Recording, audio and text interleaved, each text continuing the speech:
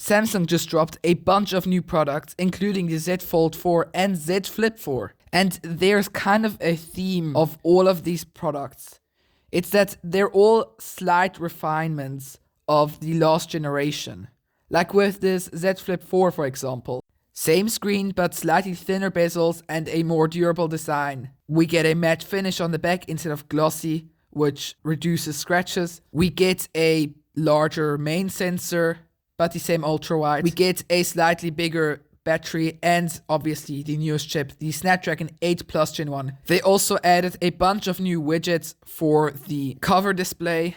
The hinge is a bit smaller and it starts at the same price of $999. You see, it's not a huge difference in comparison to the Z Flip 3, but I suspect the battery life will get a solid improvement. But then we got the Samsung Galaxy Buds 2 Pro.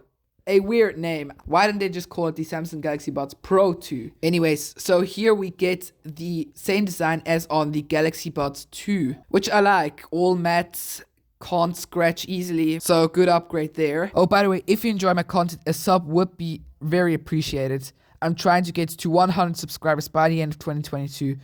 Let's hit that goal. The battery life will also get an improvement from about 5 hours on the Buds Pro to about 6 hours on the Buds 2 Pro with ANC on. Also, the design is about 15% smaller, so they are more compact, which I really like. And we get even better quality sounds thanks to 24-bit hi-fi audio support. And we also get 360 degrees sound support. Unfortunately, the Buds 2 Pro are more expensive than its predecessor, about $30. So it's $230 for the Buds 2 Pro.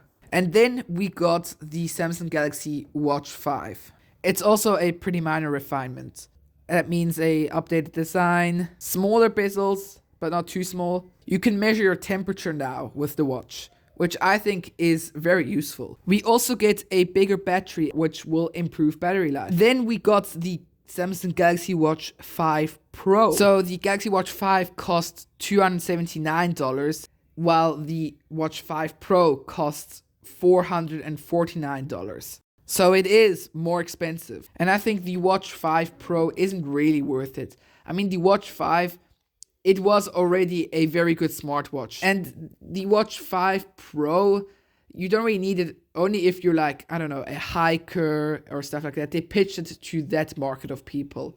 So that makes it difficult for me to recommend it to all people because the price gap is pretty enormous. Now, to the main attraction, which is another phone, and that's the Samsung Galaxy Z Fold 4. And you guessed it, another refinement over the last generation. Nothing really game-changing, but a ton of micro changes, which makes the phone a lot better overall. We get a slightly better aspect ratio for the front display. Otherwise, the screen is pretty much identical to the last generation Fold 3, and we still have support for the same S Pen as on the Z Fold 3. We do get an updated camera system though, but it's basically the same as on the Samsung Galaxy S22, the base model.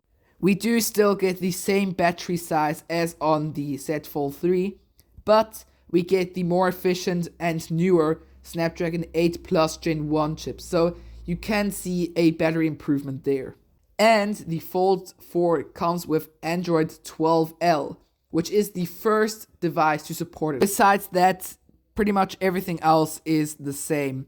You know, the borders got a little bit thinner and the under-display camera got a little bit better. But the price stayed once again the same at $1,799. So if it's one thing you can take away from this event is that nowadays, everything is small refinements. Now, if you're the kind of guy which says, I'm not such a fan of folding phones. If you want a non-folding phone, which is a great value for money phone, check this video out here. That's been it. Bye.